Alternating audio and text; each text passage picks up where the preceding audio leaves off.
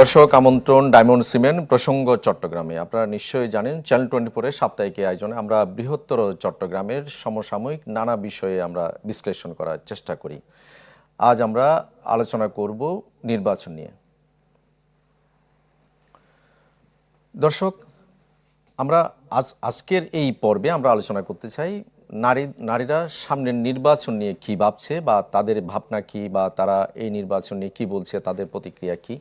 এসব বিষয় নিয়ে আজ আমরা আমাদের পুরো অনুষ্ঠান জুড়ে আলোচনা করব। আমাদের সঙ্গে যুক্ত হবেন সহকর্মীরা, বিশেষ করে কক্সবাজার থেকে আজিম নিহাত, রাঙ্গামাটি থেকে জিয়াউল হক এবং চট্টগ্রাম থেকে সহকর্মী জুবায়ের মঞ্জুর। আমরা একটু শুরুতে জুবায়ের মঞ্জুরের কাছে যেতে চাই। জুবায়ের, আপনি নিশ্চয়ই আমাকে শুনতে পাচ্ছেন যে আমরা আজ এই অনুষ্ঠানে আলোচনা করতে চাই সামনের নির্বাচন নিয়ে নারীরা কি ভাবছে।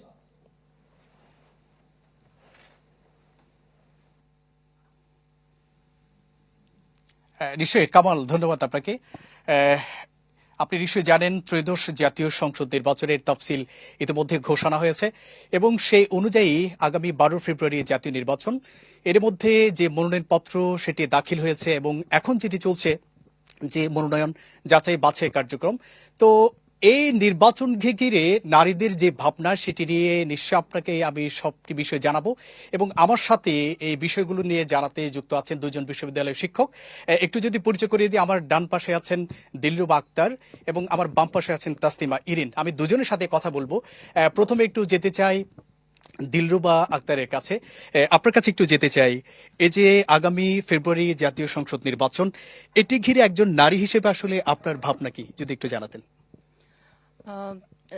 জাতীয় সংসদ নির্বাচন উপলক্ষে নারী হিসেবে বলবো না, আমি বলবো একজন রাজনীতি সচেতন এবং একজন সচেতন ভোটার হিসেবে আমার যে প্রত্যাশা থাকবে একটি সুষ্ঠু নির্বাচন যেন সংগঠিত হতে পারে এবং আমরা যেন খুব উৎসবমুখর পরিবেশে নিরাপত্তার শঙ্কা কাটিয়ে ভালোভাবে নির্বাচনে অংশগ্রহণ করতে পারি। একটি সুষ্ঠু নির্বাচনের প্রত্যাশাটাই আমার নারী হিসেবেও করা। আচ্ছা, যদি একটু বলতেন, এই যে আমরা যেটি দেখতে পাই মূলধারার রাজনীতি কিংবা অনেক উন্নয়নমূলক যে কর্মকাণ্ড আছে সেগুলোতে আসলে নারীদের স্থান যথাযথভাবে হয় না, এই বিষয়টি আসলে কেন হয় না বা আপনাদের জায়গা থেকে কি প্রত্যাশা? এটা কেন হয় না, এটার বিভিন্ন কারণ আছে। আমরা যদি সাম্প্রতিক কালেও যারা রাজনীতিতে নারীর অংশগ্রহণ, তাদের কার্যকলাপ যদি ব্যাখ্যা করে থাকি বা একটু পর্যবেক্ষণ করতে থাকি, আমরা দেখি নারীদের রাজনীতিতে অংশগ্রহণ করা নিয়ে একটা নিরাপত্তা শঙ্কা কাজ করে। নারী যখন রাজনীতিতে আসে তখন তাকে কেন্দ্র করে বিভিন্ন ধরনের স্লাটশেমিং হয়ে থাকে, তাকে কেন্দ্র করে বিভিন্ন ধরনের অপপ্রচার হয়ে থাকে। তার এই প্রেক্ষাপট থেকেও নারীদের আসলে এই ধরনের রাজনৈতিক কর্মকাণ্ডে এগিয়ে আসার প্রবণতাটুকু কম হয় বলে আমার ধারণা। আর তারপরেও নারীরা আসলে চেষ্টা করছে যে রাজনীতিতে তাদের অংশগ্রহণ। আমাদের যে সামাজিক প্রেক্ষাপট, আমাদের যে সামাজিক বিভিন্ন ট্যাবু থাকে, এটার কারণে মনে হয় রাজনীতিতে নারীদের অংশগ্রহণের যে প্রয়োজনীয়তাটা বা যে ইচ্ছাটুকু থাকে সেটা অনেকাংশে কমে যায়। কারণ একজন পুরুষ রাজনীতিবিদদের কোনো একটা বক্তব্য যেভাবে দেখা হয়, একজন নারী রাজনীতিবিদের বক্তব্যটাকে অনেকাংশে একটু ভিন্নভাবে দেখার চেষ্টা করা হয়ে থাকে। এটা একটা বড় কারণ হতে পারে বলে আমার মনে হয়। আচ্ছা, এক্ষেত্রে নারীদের কোনো প্রতিবন্ধকতা আপনি দেখতে পান কিনা? নারীদের প্রতিবন্ধকতা হতে পারে। আমার যেটা মনে হয় যে যারা আসলে রাজনীতি সচেতন, রাজনীতি বোঝেন, তারা রাজনীতি আসছেন। আপনি যদি রিসেন্টলি বিভিন্ন রাজনৈতিক দলের নারী সদস্যদেরকে দেখেন, নারীরা খুব আগ্রহী এখন রাজনীতিতে, এবং আগেও যারা বিভিন্ন রাজনৈতিক দলে নারী সদস্যদেরকে দেখি, নারীদের আগ্রহ আছে। নারীরা এখন আগের থেকে অনেক বেশি সচেতন হয়ে আসছে। তারপরেও মনে হয় একটু প্রতিবন্ধকতা আমাদের তরফ থেকে থাকে, বরং হতে পারে আমরা চিন্তা করি। আপনি নারী শিক্ষার হার যত বেশি দেখবেন, রাজনীতিতে নারীর অংশগ্রহণ তত বেশি দেখবেন না। এটা একটা বড় কারণ হতে পারে রাজনীতিটা বোঝা। এক্ষেত্রে একটা প্রতিবন্ধকতা আমাদের আছে বা একটা ঘাটতি আমাদের আছে, সবার ক্ষেত্রে না। অনেক নারী রাজনীতিবিদ ভালো রাজনীতি বোঝেন, তো রাজনীতিটা ভালো বোঝা, এটার ক্ষেত্রে একটা ঘাটতি আমাদের থাকতে পারে। আরেকটা হতে পারে যে রাজনীতিতে আসার পরে যে পরিবেশটা থাকে, সেই পরিবেশটার মধ্যে একটা নিরাপত্তার সংখ্যা অবশ্যই থেকে থাকে। সেই পরিবেশে মানিয়ে নেওয়ার যে প্রবণতার বিষয়গুলো থাকে, সেক্ষেত্রেও আমাদের একটা ভীতি কাজ করে বলে আমার মনে হয়। এই দুই কারণেই নারীদের রাজনীতিতে আসার প্রবণতাটা একটু কম বলে মনে হয়, যদিও আগের তুলনায় এখন কিন্তু বেড়েছে। আপনাকে ধন্যবাদ। নিশ্চয় সময় পেলে আপনার কাছে আবার আসবো। আমি একটু এবার তাসলিমা ইরিন আপনার কাছে যেতে চাই, একটু জানতে চাবো। প্রতিবারই সরকার পরিবর্তন হয়, নতুন সরকার আসে, কিন্তু এক্ষেত্রে নারীদের যে চাওয়া এটির আসলে কতটুকু প্রতিফলন হয় বলে আপনি মনে করেন? আচ্ছা, নারীদের যে চাওয়া সেটা আসলে পুরুষের যেই চাওয়া সেখান থেকে খুব একটা ভিন্নতর কিছু না। নারীরা কি চায় দেখেন, আমি আমার বাসা থেকে বের হব, আমি খুব স্বাচ্ছন্দ্যে যেন রাস্তা দিয়ে চলাচল করতে পারি। আমার ওয়ার্ক প্লেস যেটা, সেখানে যাতে আমি খুব স্বাচ্ছন্দ্যে আসা যাওয়া করতে পারি। আমার ওয়ার্ক প্লেসে যেন আমার কোনো ধরনের শারীরিক বা মানসিক ধরনের হীনমন্যতা বোধে ভুগতে না হয়, এই বিষয়গুলোর নিশ্চয়তা চায়। এছাড়া আপনি মানুষ হিসেবে যতগুলো মৌলিক অধিকারের কথা বলি, সেই বিষয়গুলো, আমাদের তো নিরাপত্তার অধিকার আছে, আমাদের তো মৌলিক অধিকার আছে। এমন না যে নারী হিসেবে আমাকে আলাদাভাবে প্রায়োরিটি দিয়ে কোনো রাজনীতিবিদের আলাদা কোনো একটা নিশ্চয়তা দিতে হবে যে নারী হিসেবে আপনাকে এই বিশেষ অধিকার দেয়া হলো। আমাদের কোনো বিশেষ অধিকারের প্রয়োজন নেই। আমাদের যেটা প্রয়োজন সেটা হচ্ছে মানুষ হিসেবে মাথা উঁচু করে বেঁচে থাকার জন্য যা কিছু প্রয়োজন ততটুকুই আমাদের প্রয়োজন। ওই অতটুকু নিশ্চয়তা যদি আমাদেরকে দেয়া যায়, তাহলে আমার মনে হয় যে আমরা 8-10টা নাগরিকের মতো নিজেদেরকে সুনাগরিক হিসেবে মানুষের সামনে উপস্থাপন করতে পারবো। আচ্ছা, অনেকটা কাছাকাছি প্রশ্ন, সেটি হচ্ছে যে আসলে নির্বাচনের সময় আমরা যেটি দেখতে পাই, প্রার্থীরা, বিভিন্ন রাজনৈতিক দলের প্রার্থীরা, বলা যায় প্রায় সব রাজনৈতিক দলের প্রার্থীরা নারীদের যে প্রত্যাশা পূরণে কিংবা নারীদের যে কল্যাণে অনেক ধরনের প্রতিশ্রুতি দিয়ে থাকে। এটি কি আদৌ পূরণ হয়? কেন হয় না? কিংবা আপনাদের আসলে কি চাওয়া? আমার মনে হয় আসলে মানুষ হিসেবে চাওয়া তো পূরণ হচ্ছেই না, নারী হিসেবে চাওয়া আরো আগেই পূরণ হচ্ছে না। কারণ হচ্ছে যে আমার যে অধিকারহীনতার কথা আমি বললাম, আমার যে নিরাপত্তার অধিকার, যেটার জন্য আমরা আসলে সর্বোচ্চ ফাইট করছি, বা আমরা যে এই জিনিসটা সবচেয়ে বেশি চাই যে নারী হিসেবে আমাকে যেন কোথাও গিয়ে হীনমন্যতা বোধে ভুগতে না হয় বা শারীরিক বা মানসিকভাবে লাঞ্ছনার শিকার হতে না হয়, সেই বিষয়টাই আমরা চাই। তো রাজনৈতিকবিদরা আমাদেরকে ক্ষমতায় আসার আগে বারবারই বলে যে নারী হিসেবে আপনাদের পুনর্বাসনের কথা বলে, তারপরে হচ্ছে আমাদেরকে বিশেষ অধিকার দেওয়ার কথা বলে, বিভিন্ন অর্গানাইজেশনে আমাদের অ্যাটাচমেন্টের কথা বলে যে আরো আরো অ্যাটাচমেন্ট তৈরি করবে। কিন্তু আসলে বাস্তবত আমরা সেই কথাগুলোর সঙ্গে আর বাস্তবতার মিল খুঁজে পাই না। যেটা দেখা যায় যে আমরা এখন যেভাবে অবহেলিত অবস্থায় থাকি, সেরকম নির্বাচিত সরকার আসার পরেও বা জনপ্রতিনিধি যখন নির্বাচিত হয়ে আসেন, তখন তার দেখা পাওয়াটাই আসলে দুষ্কর হয়ে পড়ে। আচ্ছা, আপনার কাছে আরেকটি বিষয় জানতে চাবো, সেটা হচ্ছে ভোট তো একেবারে ঘনিয়ে এসছে, আগামী 12 ফেব্রুয়ারি নির্বাচন। তো সেক্ষেত্রে ছোট্ট করে বলবেন, নারীদের যে নারী ভোটার আছে তাদের নিরাপত্তার জন্য তারা যাতে সুন্দরভাবে, সুষ্ঠুভাবে ভোট দিতে পারে, এটির জন্য আসলে সংশ্লিষ্ট যারা কর্তৃপক্ষ আছে তাদের কাছে আসলে কি চাওয়া, ছোট্ট করে যদি একটু বলতেন। এখনো একই কথাই বলবো। আসলে আমি নারী হিসেবে আমাকে বিশেষ কোনো অধিকার দেবার দরকার নাই। প্রত্যেকটা নাগরিক যেন সুষ্ঠুভাবে ভোটের যে অধিকার সেটাকে বাস্তবায়ন করতে পারে, ভোট কেন্দ্রে সুষ্ঠুভাবে যেতে পারে, নিরাপত্তার সাথে ভোট দিতে পারে এবং সেখান থেকে সুস্থ অবস্থায় বাসায় ফিরে আসতে পারে, সেই নিশ্চয়তাটুকু আমাদের দরকার। আমরা ভোটাধিকার প্রয়োগ করতে চাই, আমরা প্রত্যেকে সচেতন নাগরিক, আমরা চাই আমাদের ভোটের মাধ্যমে আমাদের নির্বাচিত সরকার ক্ষমতায় বসুক এবং সেটার জন্য আমাদের নিরাপত্তার প্রয়োজন। আমরা চাই আমরা যাতে নিরাপদভাবে অবাধ একটা সুষ্ঠু নির্বাচনে অংশগ্রহণ করতে পারি, এর বেশি কিছু চাওয়ার নেই। ধন্যবাদ আপনাকে।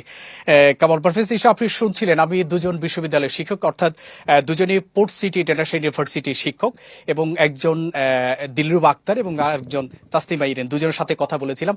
আপনি নিশ্চয় শুনেছেন, আসলে তারা বলছেন যে তাদের আলাদা করে খুব একটা বেশি কিছু চাবার নেই, তবে যারা প্রার্থী আছেন, রাজনৈতিক দলের যারা নেতা আছেন, প্রার্থী যারা আছেন, তারা যে সকল প্রতিশ্রুতি দিয়ে থাকেন সেটি বাস্তবায়ন করবেন, এই চাওয়াটা তাদের আছে। একই সাথে যদি বলি, অন্যান্য সময় যে সহিংসতা হয়, এ ধরনের যাতে কোনো ভোটের ক্ষেত্রে সহিংসতা না হয়, বিশেষ করে এবারের নির্বাচনে যাতে কোনো ধরনের সহিংসতা না হয় এবং শান্তিপূর্ণভাবে, সুষ্ঠুভাবে যাতে তারা ভোট দিতে পারে, সেটি আসলে মূলত তাদের চাওয়া। তো কামাল পারভেজ, এই ছিল আসলে আমার কাছে এখান থেকে আপাতত এই দুজনের মন্তব্যকে ঘিরে। ধন্যবাদ জোবায়ের মঞ্জুর। আমরা জোবায়ের মঞ্জুরের মাধ্যমে আমরা জানছিলাম দুজন নারী প্রতিনিধি, বিশেষ করে দুজনে নারী শিক্ষক, দুজনের কাছ থেকে আমরা ভোট নিয়ে তাদের ভাবনা জানছিলাম। দর্শক, আমরা আলোচনা করছিলাম আগামী নির্বাচন নিয়ে, নারীদের ভাবনা, নারীরা কী ভাবছেন আগামী নির্বাচন নিয়ে, এইসব বিষয় নিয়ে আমরা এই পর্বে আমরা আলোচনা করছি। আমরা এর আগে শুনছিলাম চট্টগ্রামের ভাবনা। আমরা এই মুহূর্তে চলে যেতে চাই পাহাড়ে, রাঙ্গামাটি থেকে আমাদের সঙ্গে যুক্ত হচ্ছেন সহকর্মী জিয়াউল হক। জি, আপনার সঙ্গে নিশ্চয়ই একজন অতিথি রয়েছেন, আপনার মাধ্যমে আমরা তার ভাবনাটুকু জানতে চাই আগামী নির্বাচন নিয়ে। পাহাড়ের নির্বাচন যেহেতু বলছেন, যেহেতু রাঙামাটি হচ্ছে 299 নং আসন, যেখানে মোট ভোটার রয়েছে 5,09,267 জন, যার মধ্যে পুরুষ ভোটার রয়েছে 2,63,410 জন এবং নারী ভোটার রয়েছে 2,45,855 জন। এই নারী এবং পুরুষ ভোটার নিয়ে, পুরুষরা সাধারণত ভোট কেন্দ্রে যায়, নারীরা ভোট কেন্দ্রে যায় না, বিশেষ করে পাহাড়ি নারীরা। সে বিষয় নিয়ে কথা বলবো। আজকে আমার সাথে অতিথি রয়েছেন অ্যাডভোকেট সুস্মিতা চাকমা। জানতে চাইবো ওনার কাছে যে পাহাড়ে যে নারীরা ভোট কেন্দ্রে যান বা এই নারীরা নারীদের ভোট কেন্দ্রে নিতে বা নারীদের এই চিন্তা কিভাবে দেখছেন, আগামী যে সংসদ নির্বাচনে নারীদের ভাবনা নিয়ে কথা বলার চেষ্টা করব। সামনে তো নির্বাচন, আসলে সেই ক্ষেত্রে নারীদেরকে নিয়ে ভোট কেন্দ্রে যাওয়ার কি ভাবছেন, আসলে কিভাবে তাদেরকে ভোট কেন্দ্রে নেওয়া যায়? সবচেয়ে আগে যেটা দরকার সেটা হচ্ছে নিরাপদ পরিবেশ। ভোট কেন্দ্রে এবং ভোটের আগে যদি নিরাপদ পরিবেশ থাকে, কোনো ধরনের যদি সাম্প্রদায়িক কোনো সহিংসতার আশঙ্কা না থাকে, তাহলে আমার মনে হয় পাহাড়ের নারীরা অবশ্যই ভোট দিতে যাবে।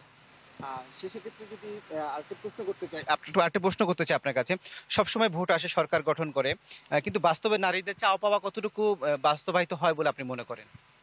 নারীদেরকে তো আসলে গণার মধ্যেই ধরা হয় না। নারীদের কোনো চাওয়া পাওয়ার প্রতিফলন তো হয় বলে আমি মনে করি না। শুধু নির্বাচন ইস্তেহারে যা থাকে সেটাও আসলে কখনো প্রতিফলন হয় বলে আমার মনে হয় না। তৃণমূল নারীদের আসলে মূলধারায় রাজনীতির উন্নয়ন এবং সার্বিক অগ্রযাত্রা নিয়ে আপনার ভাবনাটা কি? আপনি কি ভাবছেন আসলে এই মূলধারায় বা এই অগ্রযাত্রায় নারীদের ভূমিকাটা কতটুকু হওয়া দরকার?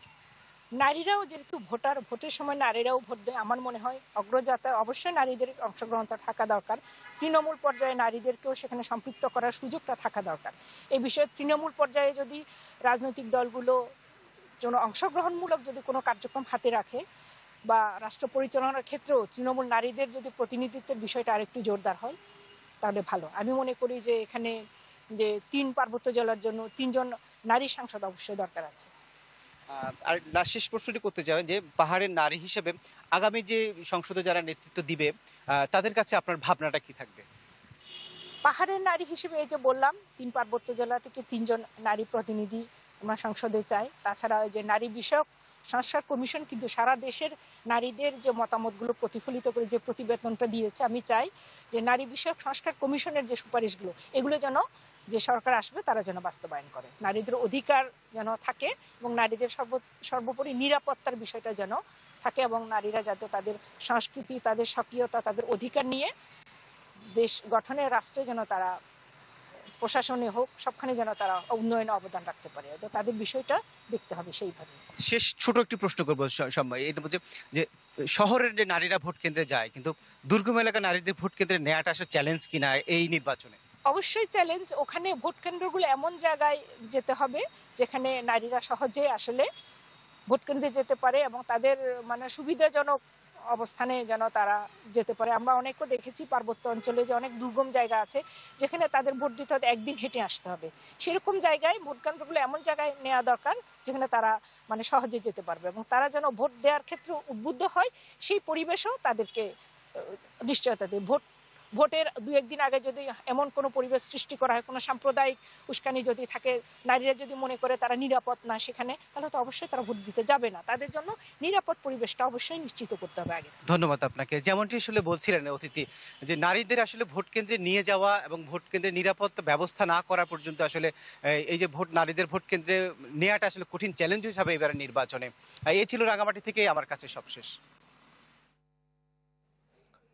জি, আপনাকে অনেক ধন্যবাদ। আমরা আমাদের সহকর্মী জিয়াউল হকের মাধ্যমে পাহাড়ের নারীদের ভাবনা নিয়ে আমরা জানছিলাম। আমরা এই পর্যায়ে যেতে চাই সৈকতের শহর কক্সবাজারে। সেখানকার নারীরা কি ভাবছেন আগামী নির্বাচন নিয়ে আমাদের জানাবেন সহকর্মী আজিম নিহাত। নিহাত, কক্সবাজারের 4টি আসন, এর মধ্যে আমরা অন্যান্য সময়ের যে নির্বাচন সেখানে আমরা যেটি দেখতাম যে নারীদের ডামি প্রার্থী হলেও দেখা যেত, কিন্তু এবার একটি ব্যতিক্রম ঘটনা যে কক্সবাজারের 4টি আসনের মধ্যে কোনো আসনে তো ডাইরেক্ট প্রার্থী নেই, আবার ডামি প্রার্থী হিসেবেও কাউকে দেখা যাচ্ছে না। ফলে বোঝাই যাচ্ছে যে ধীরে ধীরে নারীর যে সামনে এগিয়ে আসবার বিষয়টি সেটি অনেকটাই পিছিয়ে যাচ্ছে। আমাদের সাথে আছেন কক্সবাজারের নারী নেতৃত্বের অন্যতম একজন এবং সংগঠক নওশাবা মুক্তার ছিয়াম, তার কাছে একটু জানতে চাই সামনে ভোট, এই নির্বাচনকে কেন্দ্র করে, ভোটকে কেন্দ্র করে আসলে আপনি নারীদের একজন প্রতিনিধি হিসেবে কি ভাবছেন? আহ, জুলাই 24শে জুলাই পরবর্তীতে নয়া বন্দোবস্তের রাজনীতির যে কথা বলা হয়েছিল, এরই ধারার উপর ভিত্তি করে আমরা বেশিরভাগ নারীরাই 2024-এর রাজনীতির দিকে অগ্রসর হই একটা নতুন রাজনৈতিক মোড় দেখার জন্য। কিন্তু খুবই দুর্ভাগ্যবশত অনেক নারী রাজনীতির মাঠে নেমে আবার ফিরে আসতে বাধ্য হয়েছে, কারণ আমাদের বাংলাদেশ এখনো নারী নেতৃত্বকে মেনে নেওয়ার মতো এই সাহসী মন মানসিকতা এখনো পর্যন্ত বাংলাদেশের রাজনীতির মাঠে নাই। নারী রাজনীতি ততটুক পর্যন্তই করতে পারছে যতটুক পর্যন্ত উপর থেকে পুরুষতান্ত্রিক রাজনৈতিক যে গঠনমূলক চিন্তা ভাবনা, তাদের যে ডিসিশন মেকিং, তাদের যে পলিসি মেকিং, সেটা এখনো সীমাবদ্ধ শুধুমাত্র নারীদেরকে মিছিলের সামনে রাখা, পোস্টার ধরা আর বিভিন্ন রাজনৈতিক সভাতে এই তাদেরকে শো অফ করানোর জন্য নিয়ে যাওয়া হয়। কিন্তু এখনো পর্যন্ত কোনো policy making, decision making, change making এর যে টেবিল, সেই টেবিলে এখনো পর্যন্ত কোনো নারী অগ্রাধিকার পায়নি। এটার মূল যদি কারণ আমরা ধরে থাকি এখনো পর্যন্ত একচেটিয়া রাজনীতি করার যে চিন্তা ভাবনা। আচ্ছা, আমরা প্রায় সময় দেখি সবসময় নির্বাচন হয়, আবারও নির্বাচনে একটা নতুন সরকার আসে, কিন্তু বাস্তবে নারীদের যে চিন্তা ভাবনা বা নারীদের যে অংশগ্রহণ, নারীদের যে উন্নয়ন, সেটি আসলে কতখানি, নারীদের আকাঙ্ক্ষাটা কতখানি প্রতিফলিত হয়?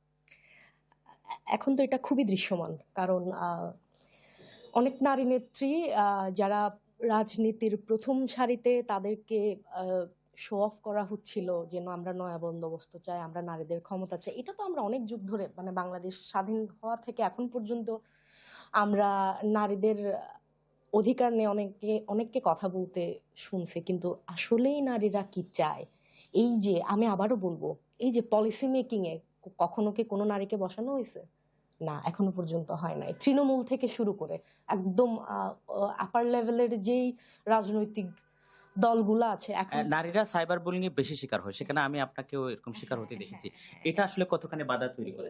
এটাই তো মূল বাধা। আপনারা তো নারীদেরকে সবসময় চরিত্র হননেই, আমি সবার কথা বলবো না, এই যে বাংলাদেশের যে একটা চিন্তাধারা, এই পুরুষতান্ত্রিক একটা যে চিন্তাধারা, এইটাকে আবার ধর্ম পর্যন্ত টেনে আনা হয় যে নারী নেতৃত্ব, এটা আসলে বর্জন করা উচিত।